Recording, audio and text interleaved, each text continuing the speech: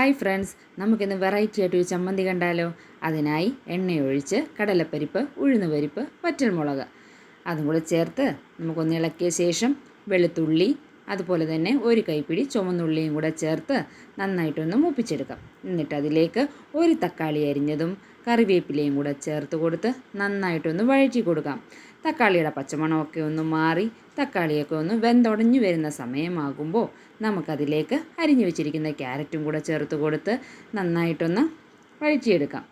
ക്യാരറ്റൊന്ന് വഴണ്ടി വരുന്ന സമയമാകുമ്പോൾ നമുക്കതിലേക്ക് ആവശ്യത്തിന് പുളിയും കൂടെ ചേർത്ത് കൊടുക്കാം. എന്നിട്ട് 2 കൈപ്പിടി തേങ്ങയും കൂടെ ചേർത്ത് കൊടുക്കാം.